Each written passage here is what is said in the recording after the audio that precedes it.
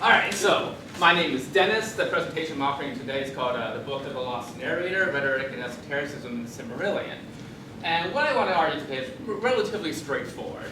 Normally when we read the Silmarillion, by which I mean the 1977 text, the standard way of reading it is as through the lens of the lost text technique. We see it as a compilation of lost texts written by some sort of compiler like Elias Lonrot, and that's generally how we tend to try to read the text, because that's pretty much how Tolkien kind of wanted it to be read. What I want to suggest is a hypothetical yet alternative sort of way of reading the Silmarillion.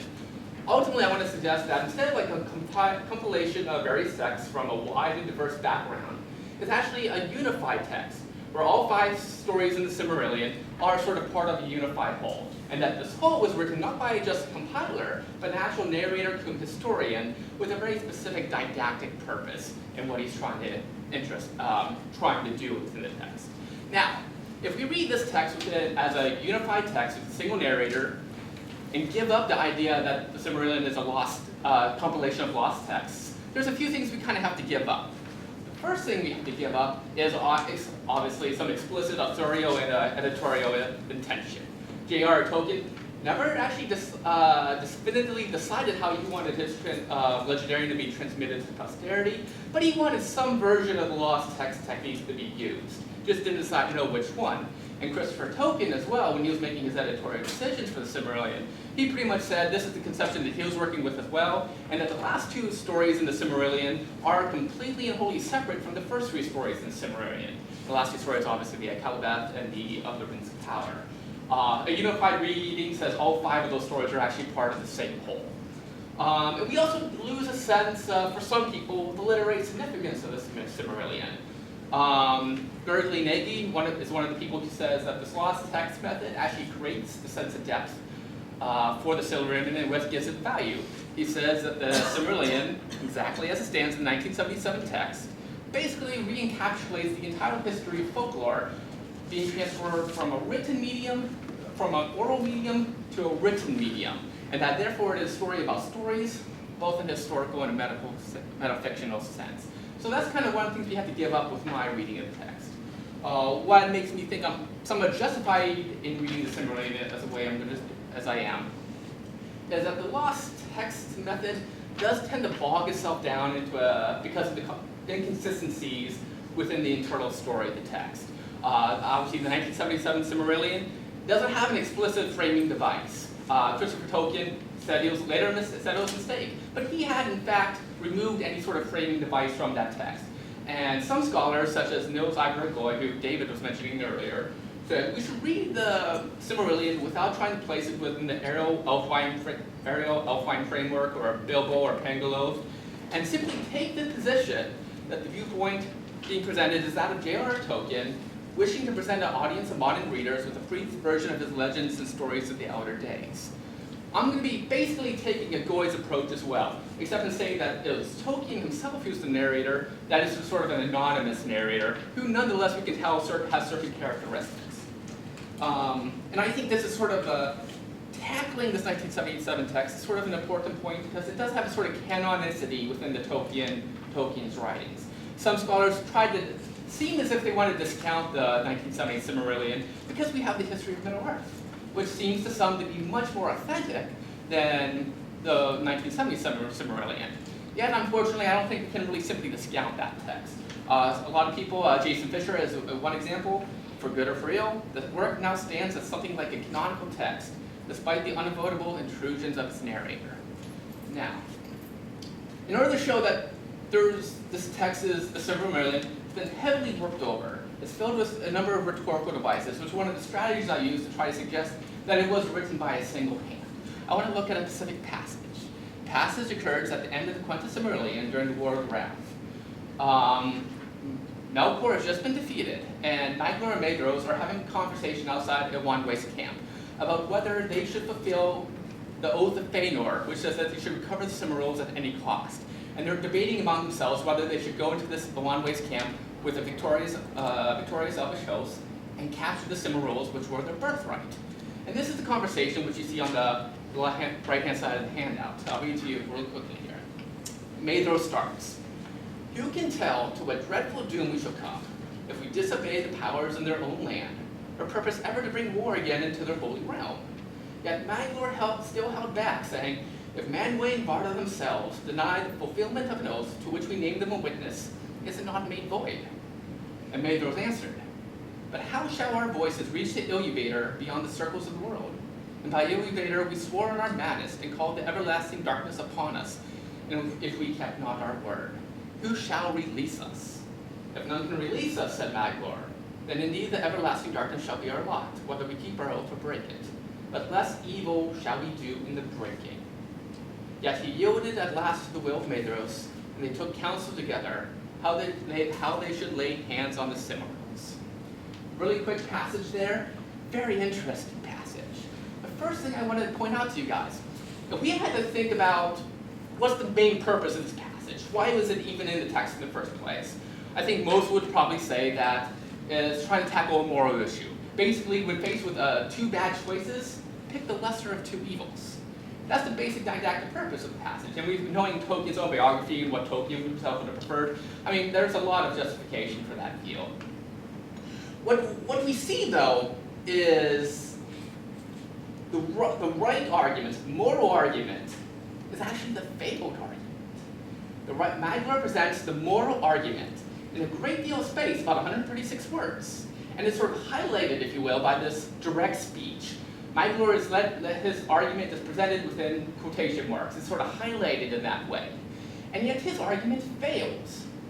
Ask yourself, what is the argument that defeats Maglor's? We know it's the immoral argument. But what is that argument actually? You should sort of say, I don't know.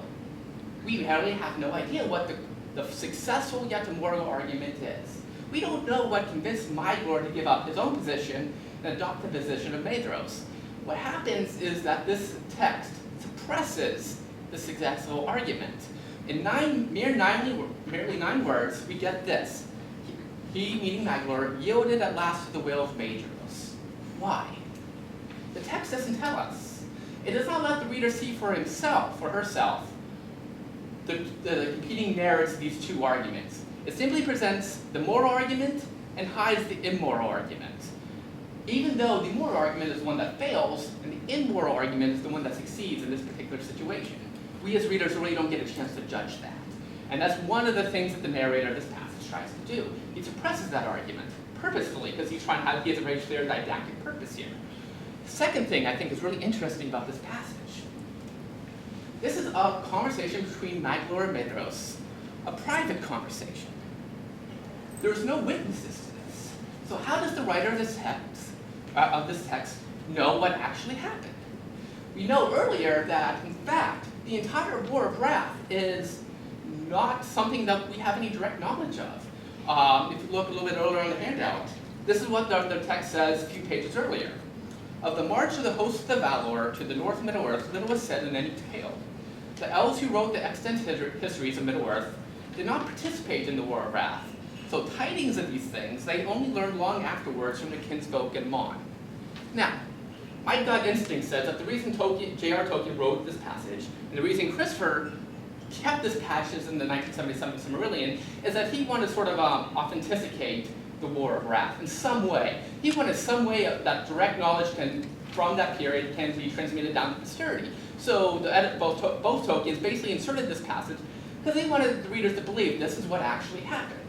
But if we actually think about this, that's the sort of passage that actually sort of directly undermines what both Tolkiens may have thought it was trying to do.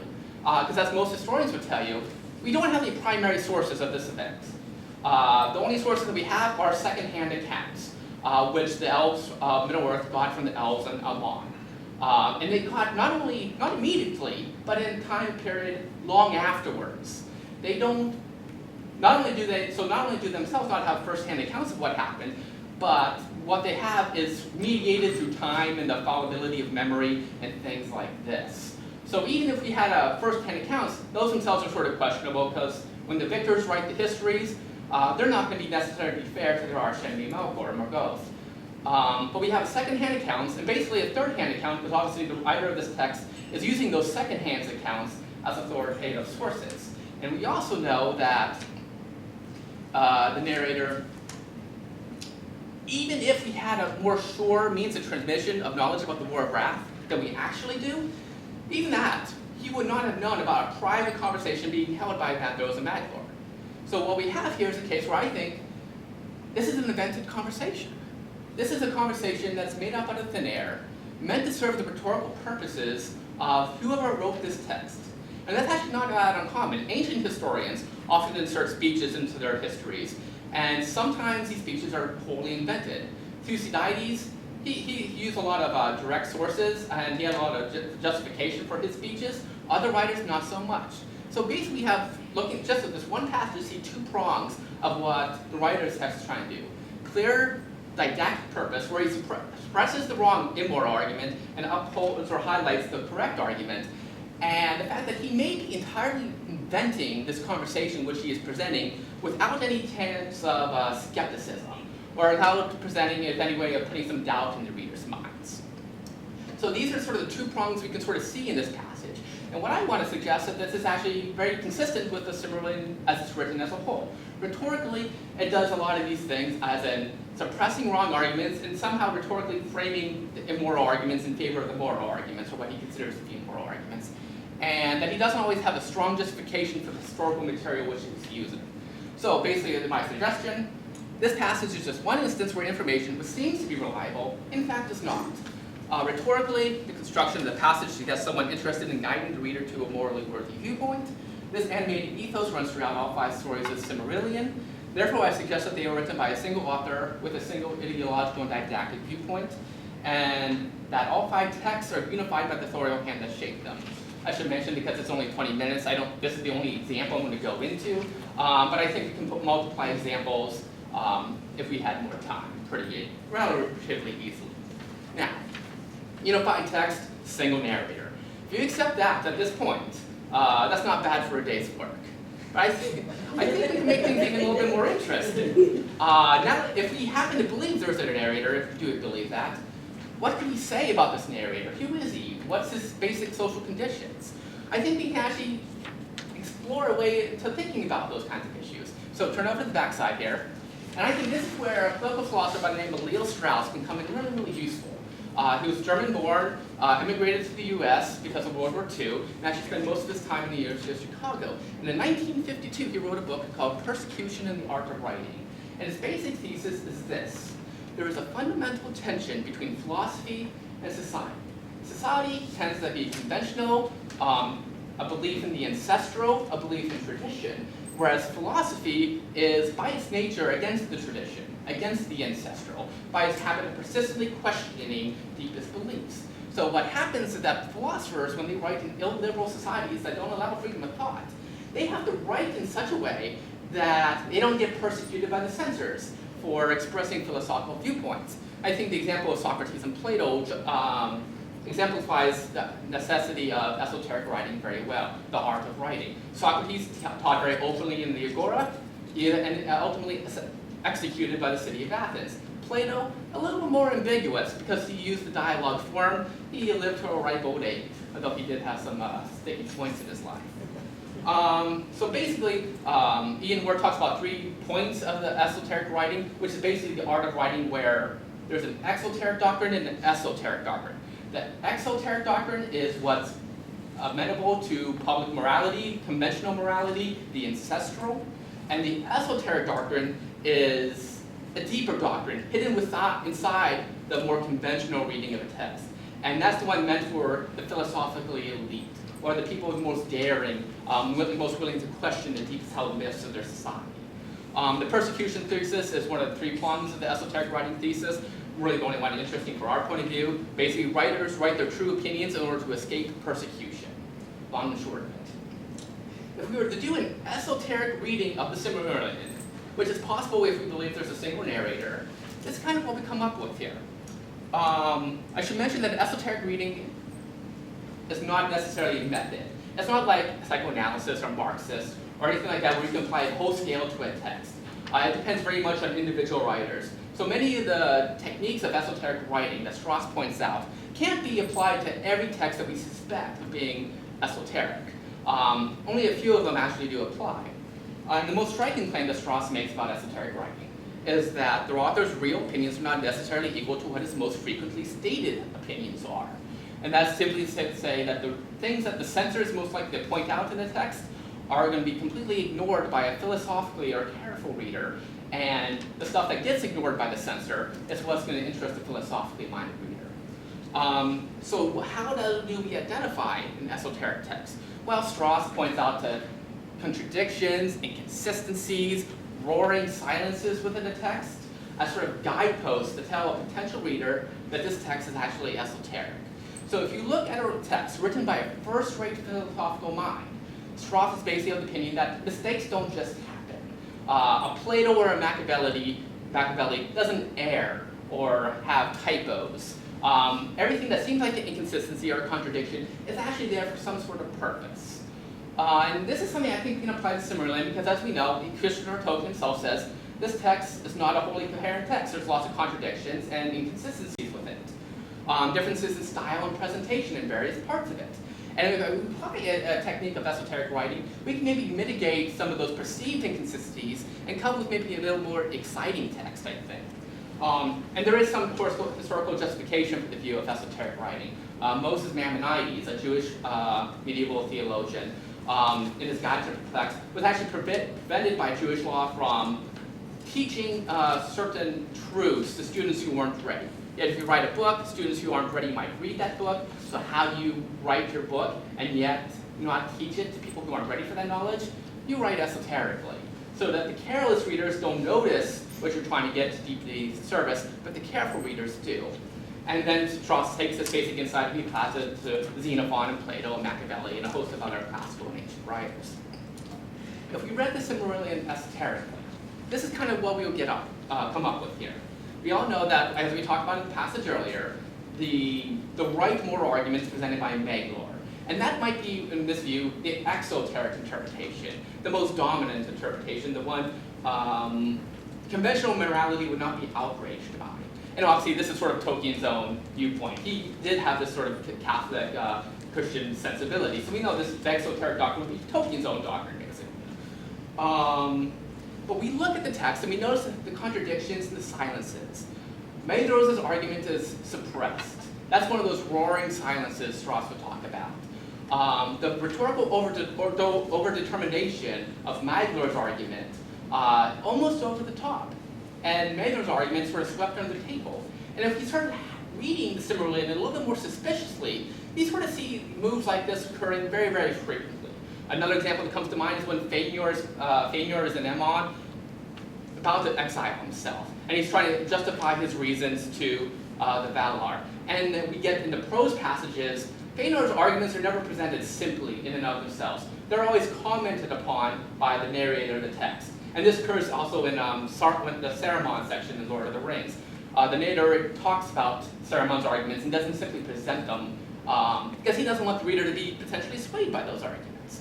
He views his arguments are wrong, so he tries to sway the reader or guide the reader into viewing that those arguments are wrong. Understandably so, but from a philosophical or logical standpoint, he's sort of over-determining the issue.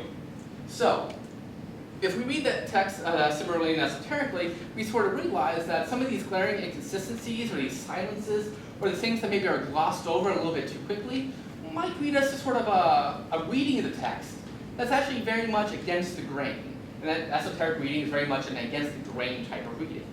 Now, running out of time here, what are some of the benefits of an esoteric reading, such as what I'm sort of proposing here?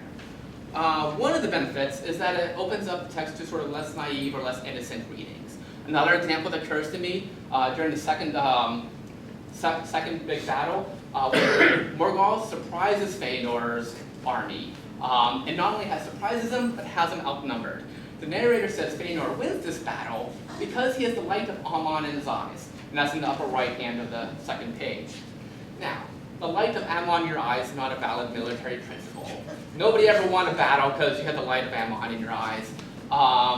This is simply by a narrator who probably doesn't know anything about military tactics, and I don't think Tolkien himself knew very much about them, trying to establish a faux principle for why Fëanor, who he sort of sent like an antagonist here in a sense, should win this battle. He can't simply say Fëanor is a military genius, because Feanor's about to have his big downfall. He actually loses his life in that battle. So he comes up with this faux principle for why Feanor wins the battle, such as the light of Ammon and Grimes. And historically, if you think about writers like Machiavelli, this is one of Machiavelli's great themes. He was very critical of ancient writers who attributed certain virtues like benevolence and generosity and honor to princes. And Machiavelli says, no, that's a bunch of BS.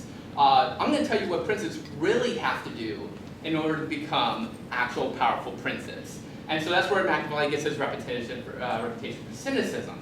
But if we sort of apply some of those same principles here, we see that the narrator of the text in this exoteric doctrine is espousing those virtues which people like Machiavelli say aren't really necessary for powerful princes, and which Feanor himself certainly does not represent. So I think that's one thing that esoteric interpretation gets for us. Thank you. The second thing, it also enables us to look at some of the social circumstances in which the writer of this text is in.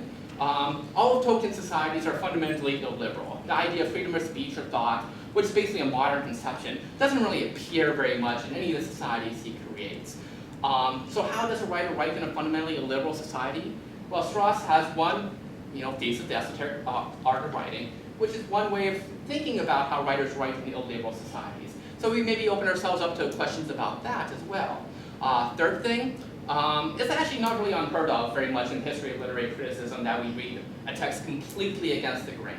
If we think about Milton, very pious man, Paradise Lost, a Christian epic, that doesn't really stop readers from reading Satan as the hero of that text. Now I know Milton scholars who get upset by that view say, he's too good to let his text get away from him like that. He doesn't make mistakes like that. And there's certainly some justification for that. But it's also the case of her readers make of the text what they will, and if Satan is the hero of Paradise Lost, that's a pretty interesting reading of my view. And if we try something similar to the Silmarillion, that's one alternative. Even though we know that that's definitely not Tolkien's own agenda. So, we've got maybe, 3 minutes, I think, for questions, but that's basically my presentation. We'll open up for questions for about 2 or 3 minutes. Thank you.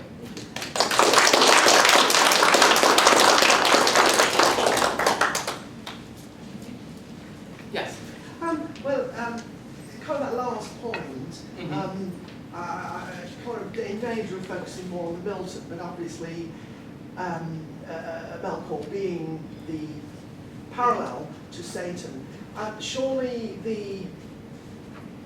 the argument which would be given for the attractiveness of Satan or Melkor would, through centuries, be that this is providing the attractiveness of evil rather than making it the hero. Do you see what I mean? Because if you make something, you can say, this is wrong, but look how seductive it is. And that's the whole point about evil. Yeah.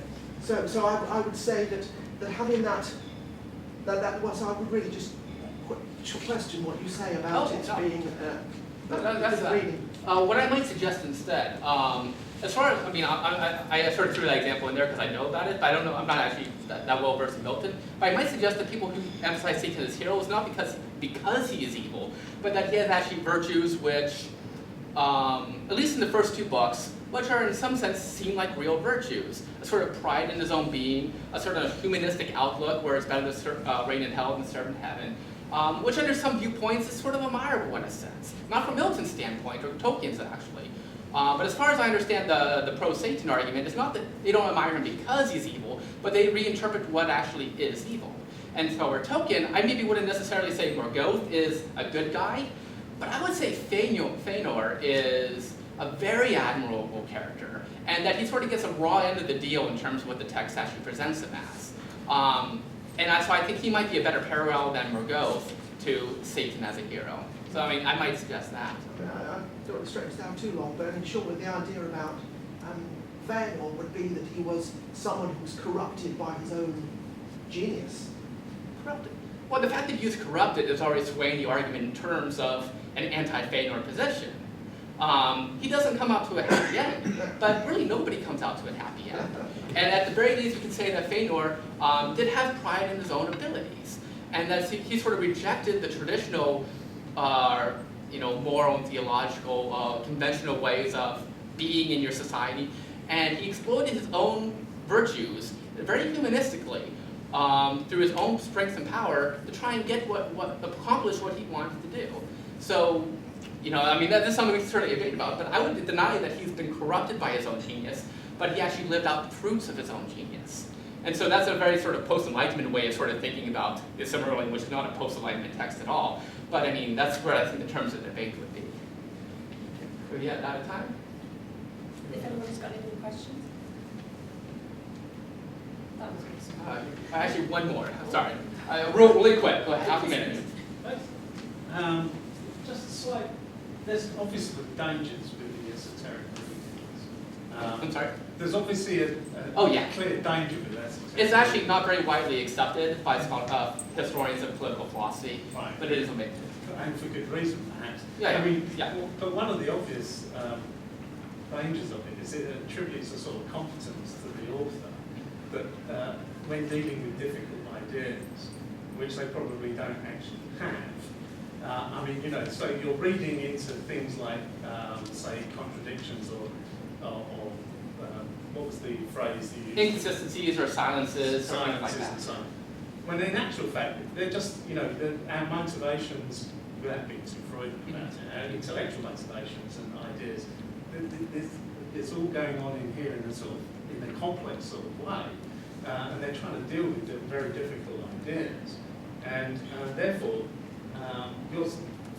it's sort of imposing a sort of a narrative which, you know, may not just be there. I mean, all we know is that we've got the inconsistencies and silences, right. Yeah. and that's all you can say.